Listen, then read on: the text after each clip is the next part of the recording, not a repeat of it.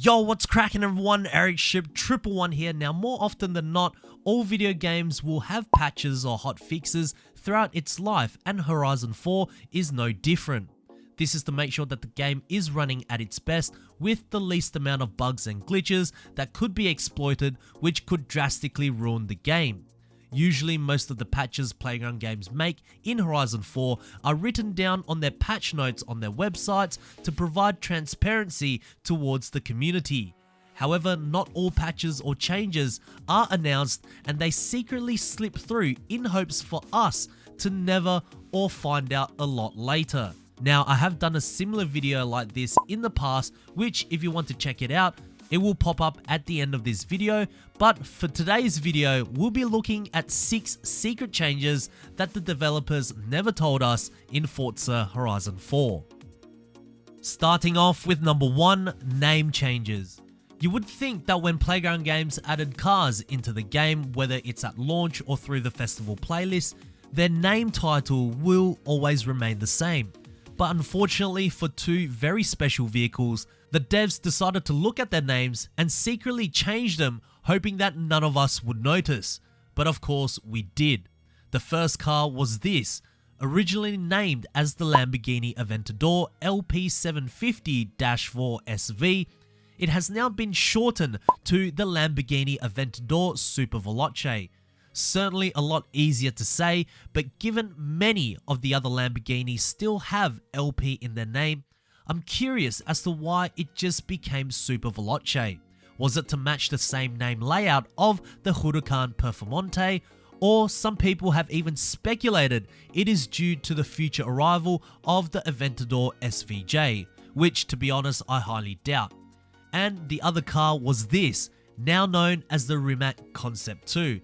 The name change for this made a lot more sense, as before it was the Rimac C_2, which I have to be honest was a little strange to see. Were there any more names that were secretly changed by the developers? If so, let us know down in the comment section below.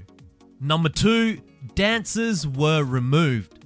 As we all know, one of the newest additions to the Forza Horizon franchise has been the character customizations. Here you can choose how your drivatar looks, dresses up, and more importantly, use emotes or dances, which is often showcased before and after a race. Now, in the beginning when the game was launched, this was a nice novelty addition until we all quickly realized that unlocking many of these drivatar items would interfere with our in-game racing progression, which would ultimately leave a bitter taste in many Horizon 4 players. Now, when you head over to the character customization and look at the emotes, yes, I will admit all are quite funny and it does bring some life to your drivatar. However, did you know that there were 2 extra emotes that was once in the game that was quietly removed in Update 5, and that was the Carlton and the Floss. Now, these dancers also appeared in Fortnite, however, just a couple months before the dancers got removed from Horizon 4, Epic Games, who are the developers of Fortnite, got sued for using those dancers as it violates the creators' likeness rights. So I guess for Playground Games and Microsoft, they didn't want to gamble with that in court, so they took the loss and just removed those 2 dancers to avoid a potential lawsuit. Do any of you all miss these 2 dancers? Number 3, songs got censored. Now, when Horizon 4 first launched, there were some very good music across multiple stations. I'd still argue that Horizon 3 and 2 had a much better soundtrack, but I'll save that for another day to discuss.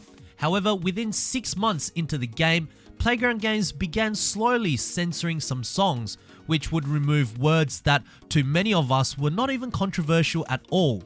For myself as a YouTuber, I didn't really listen to any of the music. Instead, I had the radio station turned off to avoid all copyright strikes. Now, the reason for the censorship was perhaps due to the context of the words in the song in which players could implement themselves along with the rest of the lyrics. Another reason was to satisfy the ESRB rating of the game, which currently sits at E for everybody. So I guess I can see why Playground Games would censor some of the songs, as the ratings on the video game is to be taken very seriously. However, along with this has also caused some backlash within the community, as for some it has just ruined the entire experience of pumping songs, and then all of a sudden their favorite part gets completely silenced. I certainly do understand their frustration, and some have even suggested removing all songs that have now been censored. What do you think is the right thing to do? Was this a move to keep the corporate guys in suits happy, or was it careless on the part of Playground Games to have these songs knowing full well that the game is targeted at gamers of all ages? Let me know. Number 4, 6x6 sound changes. Perhaps one of the most unique cars in Horizon 4, this 6-wheeler Mercedes G63 was actually planned to be featured well before Horizon 4. The developers considered bringing this car back in Horizon 2, but due to them not being able to nail the physics and handling properly, it got delayed for over 4 years. Now, when this 6x6 was first introduced in Update 11 as a reward car for reaching Tier 7 of the Top Gear Horizon story, the sound was met with a lot of controversy.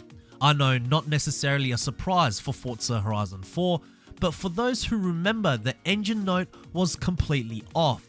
I mean, for a 5.5 litre twin-turbo V8, the car sounded like a V6 with an exhaust leak. But soon after, Playground Games went on to change the engine sound, which ended up being a little bit better, but still resembled nothing like how the 6x6 actually sounds in real life. This particular sound patch wasn't announced by Playground Games to my knowledge, but because at the time this car was so popular, most of us noticed the change of the engine sound immediately.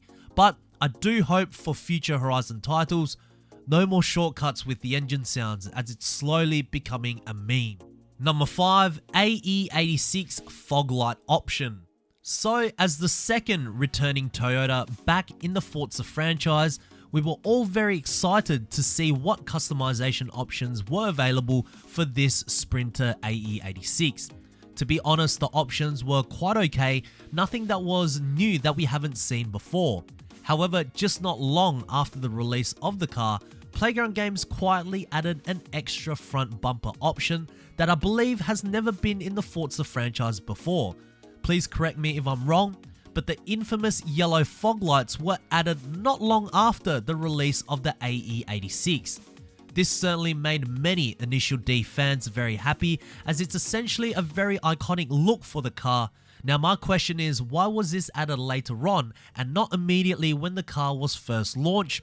Was it due to time constraints? And to be honest, if the devs wanted to play the "we are listening to the community" card, they could have waited a little longer and announced that they would be adding the fog lights to the AE86 in a future update. Either way, I'm not too bothered how it was brought into the game, at least it's something new, but they just simply left it up to us to figure it out for ourselves. Number 6, the ZR1 Wheels and Cluster. So, as a vehicle that was available through the old Car Pass system, the 2019 Chevrolet Corvette ZR1 was one of the most highly anticipated cars before it was released. Now, for those who are not aware, these quote-unquote Car Pass vehicles were all cars that were ready from launch. This was just a way for the developers and Microsoft to make extra money by getting players to purchase the Car Pass by releasing 2 new cars per week if you wanted to own them. Now, the interesting thing about the ZR1 is, and I have mentioned this before, is that when the car was first initially launched, it came equipped with not the wheels that you see now, but instead the wheels from the Corvette Z06. Now, in my opinion, I actually quite like the look of the Z06 wheels on the ZR1. However, it was just inaccurate, which was what many players were complaining about. Then soon after, Playground Games went ahead and decided to put on the actual wheels for the ZR1, replicating its real life counterpart. It's quite unfortunate because OEM wheels can't be swapped from one car to another, which is why this photo here is actually quite special. It truly shows the history of the Horizon 4 game, and also inside the cluster of the ZR1 at launch had the Z06 logo, but was also changed to say ZR1, but none of this was in their patch notes, and again was left for us to figure it out ourselves. So there we have it, guys. 6 secret changes that the developers never told us in Forza Horizon 4.